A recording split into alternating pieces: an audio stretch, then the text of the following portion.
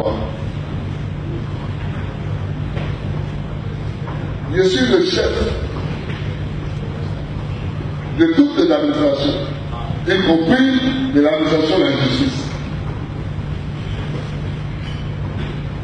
Quand on vend les décisions de justice, ce n'est pas rendre la justice. Mais en même temps, est-ce que je peux, moi, livrer toutes les guerres qui en Côte d'Ivoire en même temps? Je ne peux pas.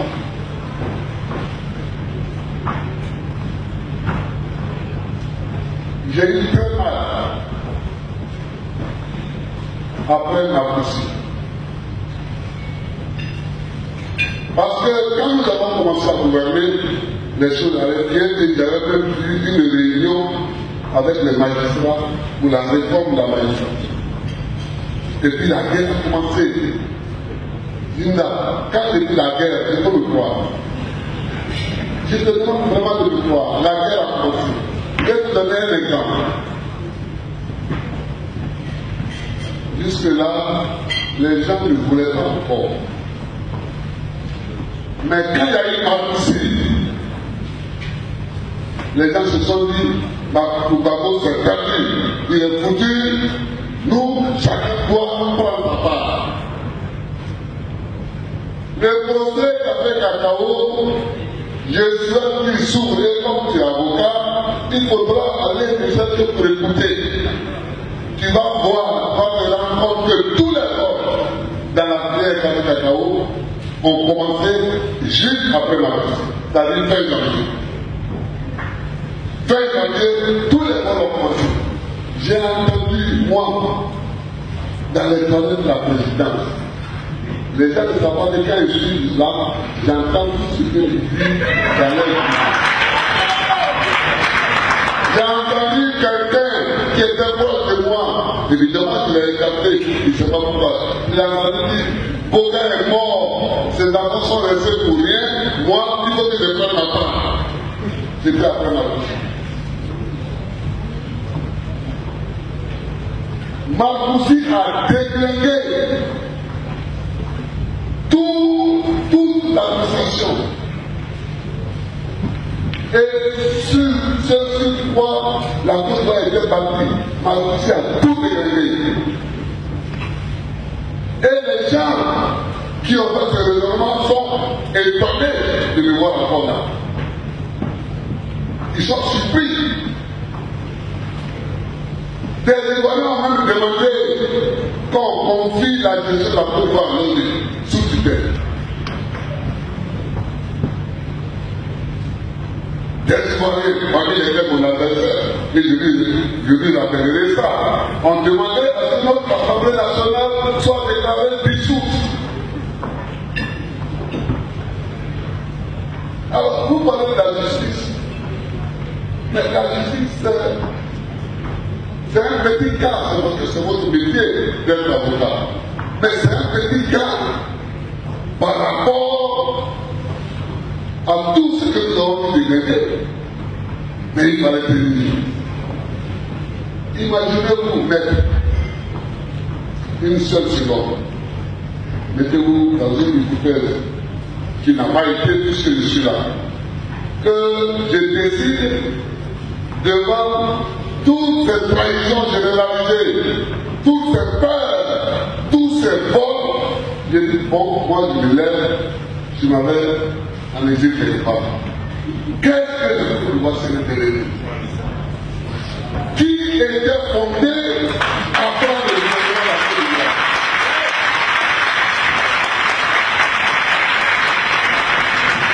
Qui était fondé après le gouvernement de la Côte d'Ivoire? L'embrasement, la déchirure, la guerre. On allait en Somalie. C'est pourquoi même j'ai décidé que je mènerai le combat jusqu'au bout pour la Côte d'Ivoire. Et quand les mecs sur les bâtis sur la Côte d'Ivoire, ce n'est pas un slogan. Parce que ce que j'ai vécu, c'est pour la Côte d'Ivoire que j'ai vécu. C'est pour la Côte d'Ivoire que j'ai vécu. J'ai dit, pour que les gens ne votent pas,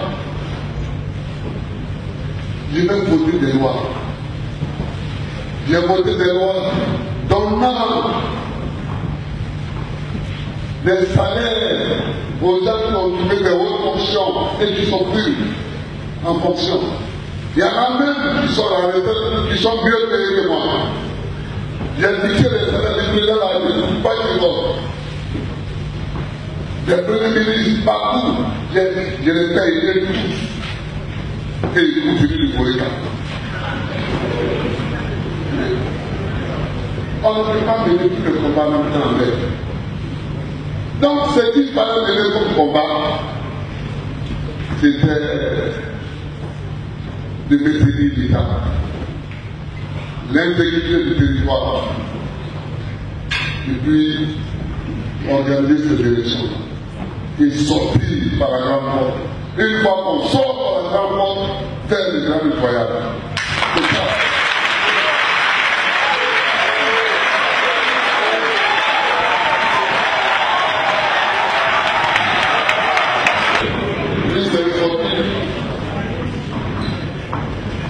Quand on veut gagner un, on ne joue pas n'importe comment. C'est pourquoi on a besoin d'un entraîneur. Sinon, on peut dire, il sait jouer, on est là au Sénat.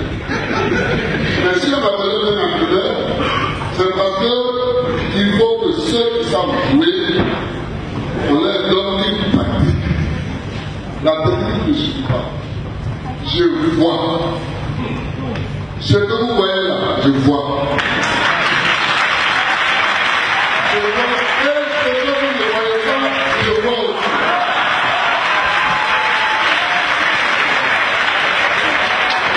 Ce que vous voyez, je vois. Et ce que vous ne voyez pas, je vois aussi. Mais on ne peut pas mener tous les combats en même temps. On ne peut pas mener tous les combats en même temps.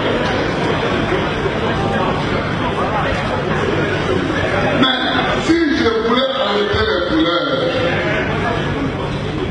tous les couleurs, on a fait aux élections aujourd'hui, et toute la communauté internationale a dit, Bangou, il est contre le processus de paix. Parce que contrairement à ce qu'on dit, les couleurs, c'est qu'on voulait le plus. Moi, je vois plus. Et je vois exactement ce qu'ils ont volé. Il y en a même un à cause de qui j'ai été obligé de prendre une ordonnance pour supprimer une ligne qui avait fait mettre dans la loi de finances pour récupérer beaucoup d'argent avant les élections. J'ai modifié l'ordonnance. Il y a des gens, des fonctionnaires qui étaient déplacés parce que si je les avais, les gens vont dit, c'est une allocation politique. Alors que c'est tout un homme fort. Il y en a un qui s'est relevé. Le secrétaire général de l'ONU, il est venu. Non, président, il faut le lever. Il dit, aussi.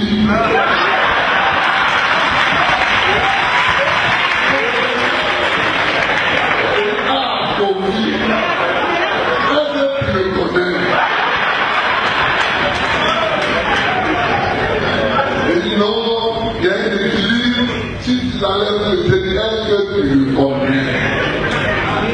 Donc, j'ai vécu ça et j'ai dit ça. Mais je l'ai dit, il faut que vous soyez dit. La guerre nous a fait perdre au moins 3 000 milliards. 3 000 milliards. Cette guerre. Aussi bien dans les temps à gagner, que dans les mauvais jugements, que dans tout, on a perdu au moins 3 000 milliards. Mais malgré ça, on s'est battu, chers amis. On s'est battu. Le budget était à 200 400 milliards au moment où on arrivait.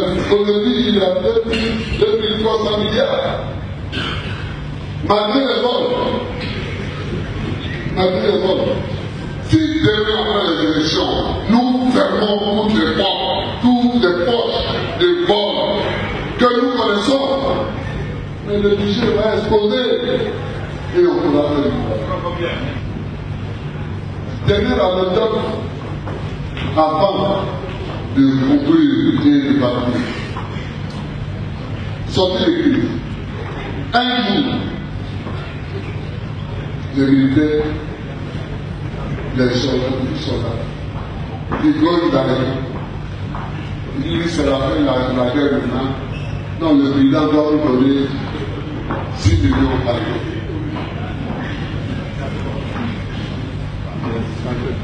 Alors j'ai appelé Mahmoud. J'ai dit, est-ce que tu as entendu ça? Il dit oui, même tous les jours. Il est obligé après moi tous les militaires qui avaient au palais. On a appelé tous les militaires qui étaient présents dans la vitesse à Béli. La cour était remplie de militaires. Je me suis assis en face de lui. Il y a un famille qui demande 6 millions de francs par tête. Compris de sortie de guerre. Ils m'ont répondu que oui. Qu'on a la vie que c'est moi là.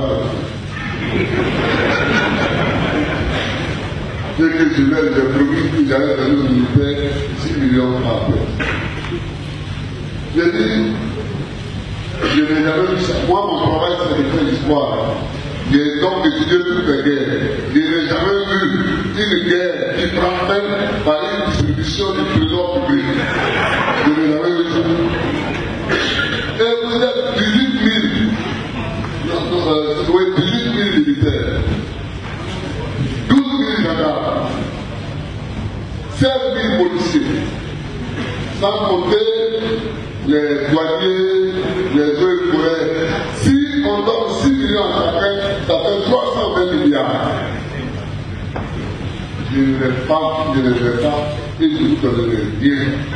Si c'est pour un État que vous voulez faire, on a déjà fait le coup d'État en fait. Allez faire.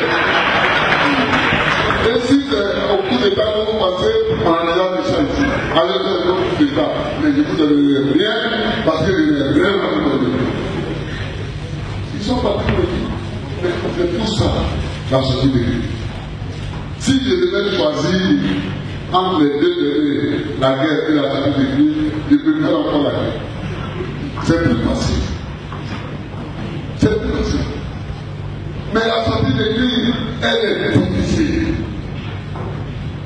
Il faut faire des équilibres. Il faut accepter l'inacceptable. Parce que tu veux que ton pays s'en sorte. Elle est difficile.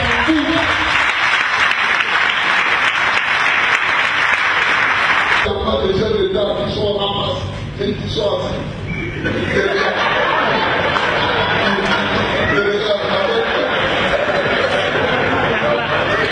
Ils veulent prendre aussi le pays pour le protéger. Donc c'est ça que je voulais dire.